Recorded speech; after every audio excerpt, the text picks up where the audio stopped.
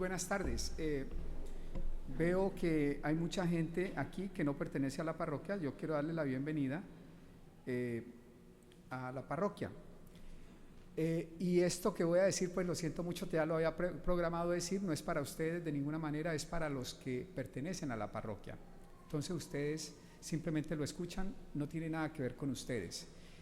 Como ustedes pueden oler y ver, que si todavía se huele, las bancas se han estado retocando, se les ha estado pintando y no sé quién ha estado también escribiendo sobre ellas. A medida que las van pintando van escribiendo, y entonces ha tocado retocarlas 2 y algunas hasta 3 veces. Así que yo no creo que sean adultos, lo más seguro es que sean niños.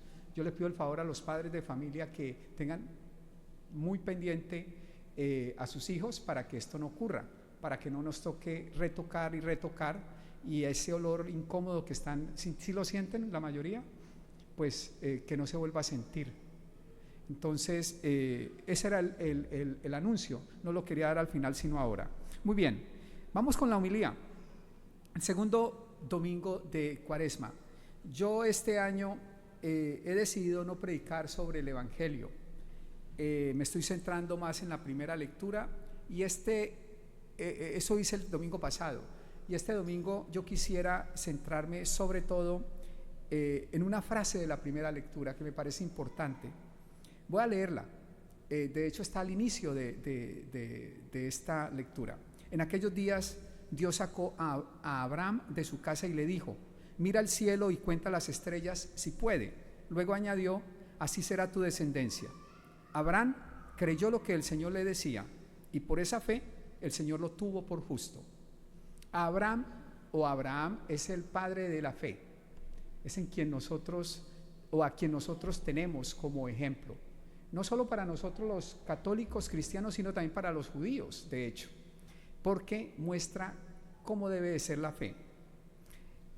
Y creo yo que eso, o una de las características fundamentales de cómo debe de ser la fe, me parece a mí, o la veo yo, en el Salmo responsorial.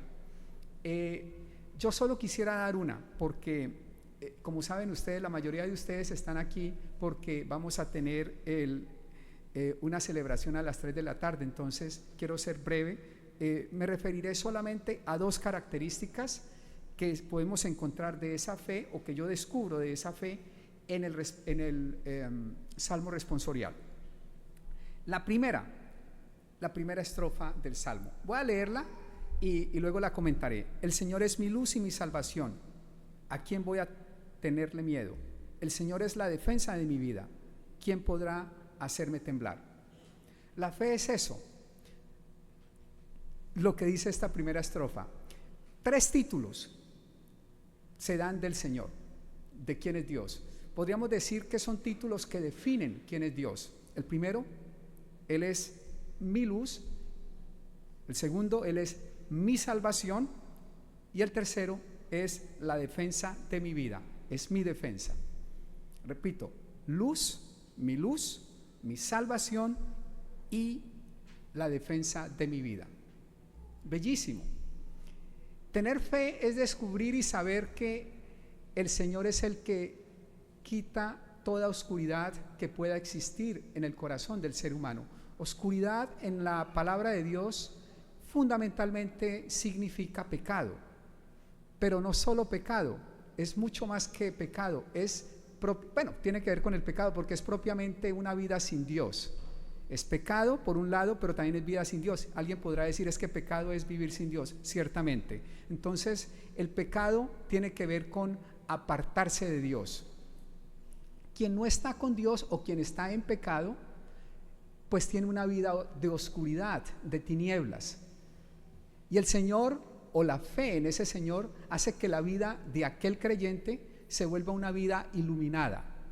Por tanto, entonces, el Señor no solo disipa las tinieblas del pecado en el sentido de que quita el pecado de nuestra vida, sino también guía para que no caigamos en ese pecado. Es luz también entonces porque guía. El Señor se convierte en guía para cada uno de nosotros. Ilumina el camino, ilumina nuestro ser, ilumina nuestras vidas. El Señor también dice, el Salmo es la salvación. Salvación en la Sagrada Escritura significa una vida realizada. No solo es la salvación, que ciertamente lo es, escatológica, es decir, que nos lleva a gozar de la dicha del cielo ya desde aquí en la tierra, sino que también es una vida realizada a plenitud.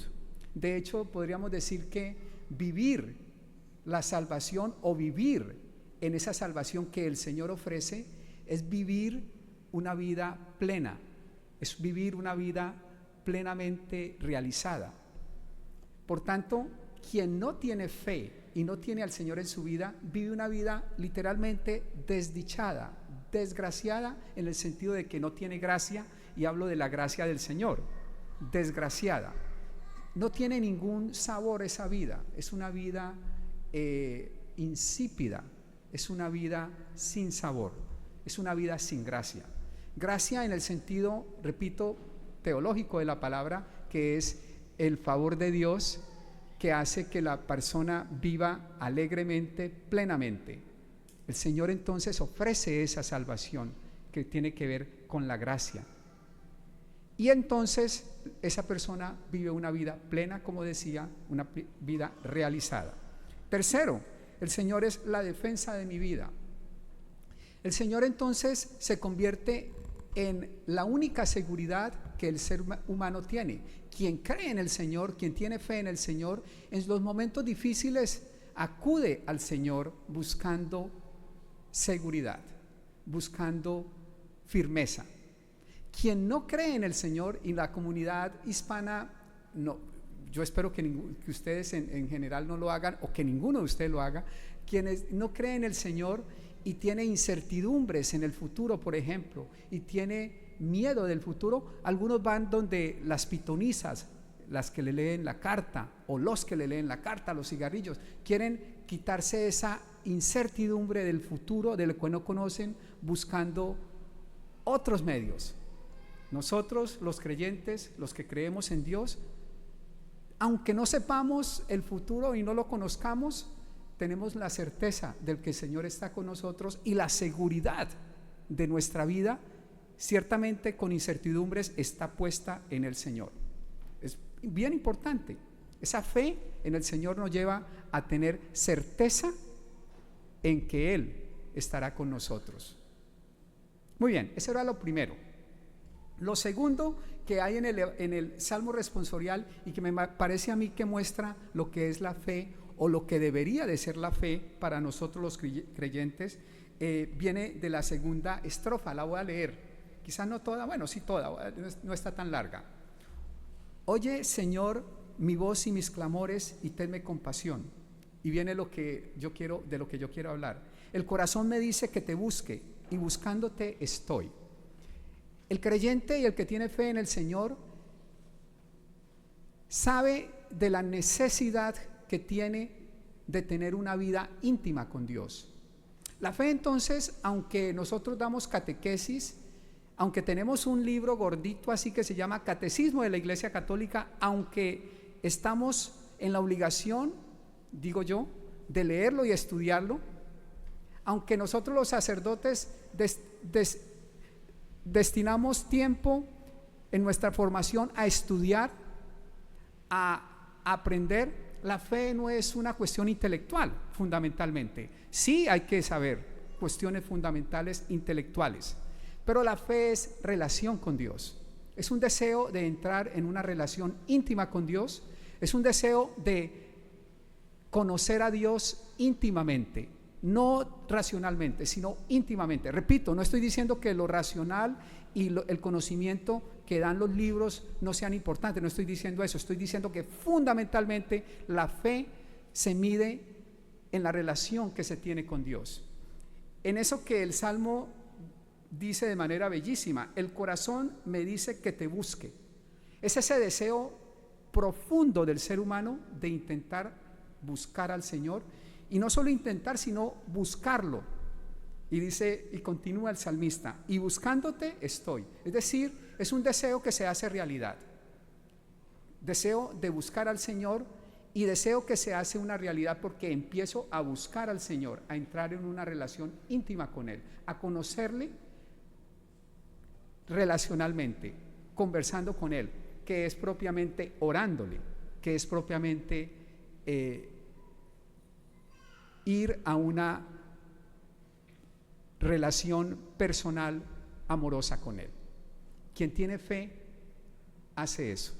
Quien tiene fe practica eso. Muy importante para el tiempo de Cuaresma. Y ya termino con el último. Dije que iba a ser cortito, pero bueno, como el obispo ya está por ahí, él me entenderá porque él también le gusta hablar. Entonces vamos por el mismo camino. Voy con un tercer punto que me parece bien importante, también para la vida espiritual y de fe. Viene de la última estrofa. Desafortunadamente la traducción al español no me sirve mucho, no me ayuda mucho, pero yo le voy a hacer una corrección. Yo no soy nadie, pero pues me tocará, porque la traducción no está muy bien hecha. La traducción sería un poquito más, como lo voy a decir yo. Espera en el Señor con valentía. Espera en el Señor. Esos son los dos últimos renglones del Salmo responsorial del día de hoy. No sé por qué en español está como ármate de valor y fortaleza, y en el Señor confía. No os digo que está mal, porque sí hay que confiar, pero el término es propiamente de esperar. La palabra es esperar, el verbo es esperar, no confiar. Quien tiene fe espera. ¿Cuántos de ustedes no estoy pidiendo que alcen las manos, pero estoy convencido, casi 100% convencido, que muchos de ustedes han estado en dificultades, momentos difíciles, han orado, han pedido al Señor, han clamado al Señor y nada ha pasado? Es como si el Señor estuviera sordo. Y uno dice, bueno, pero ¿qué pasó? Llevo pidiéndole al Señor, orándole al Señor y nada cambia, todo sigue igual. Yo necesito que haya algo, que pase algo, y nada pasa. Quien cree en el Señor, quien tiene fe en el Señor, entiende eso y espera pacientemente. Espera porque sabe que nuestros planes, no siempre, pero sí casi siempre, son muy distintos a los planes de Dios. Muchas veces el plan del ser humano es un plan egoísta porque es limitado. Es un plan que no ve todo, es un plan bien limitado, pero el plan del Señor en cada uno de nosotros es un plan bien, bien grande, porque Él es el que todo lo sabe. Ustedes y yo somos el que casi, o los que casi no sabemos nada, o por decir, o casi que podríamos decir, no sabemos nada comparado con Dios. Y entonces lo que yo creo que debería de pasar en mi vida, a lo mejor termina siendo lo que no me conviene que pase, y entonces a lo mejor por eso el Señor pues no me escucha, porque qué tal que me escuchara, pues me dañaría la vida, ¿eh? ¿No se imaginan? ¿Se imaginan ustedes que el Señor escuchara tal cual a la letra lo que ustedes y yo le pidiéramos? Pedimos a veces un montón de cosas erradas. El Señor sabe, y el plan del Señor, repito, en ocasiones no es el plan de los hombres, muchas veces, casi siempre. Pero no solo eso, sino que los tiempos del Señor son los tiempos también casi siempre muy distinto al tiempo del hombre. Yo a veces quiero que pase ya y ahora, y a lo mejor no conviene que me pase ya y ahora, sino despuesito. Entonces, el que tiene fe, tiene paciencia porque entiende esto, sabe que los planes de Dios son distintos, que el tiempo del Señor es distinto, y entonces todo cambia. Muy bien, ahí sí lo dejo por ahora. Síntesis de mi homilía. Son 3 cosas fundamentales. Quise yo hablar de la fe, cómo se, diría yo, muestra de manera un poco más práctica esa fe. Cómo cuando yo descubro o entiendo que el Señor es la luz de mi vida, ya expliqué lo que significa para mí ser la luz que el Señor sea la luz de mi vida. Segundo, que el Señor es mi salvación. Y tercero, que el Señor es la defensa de mi vida, quien defiende mi vida. Eso fue lo primero. Lo segundo, la fe, decía yo, es fundamentalmente relacional, es entrar en relación con un Dios que nos ama, con un Dios que nos ama y nos ama entrañablemente. Y entonces quien tiene fe quiere hacer esa relación mucho más profunda y cercana. Y tercero, quien tiene fe es la persona que entiende y espera, porque los planes míos y el tiempo mío son muy diferentes al plan de Dios y al tiempo de Dios. Pidámosle entonces al Señor en esta Eucaristía que celebrándola podamos practicar esta fe, podamos profundizar en esta fe y así en este tiempo de Cuaresma progresar un poquito más en nuestra vida espiritual. Pongámonos de pie y profesemos juntos nuestra fe.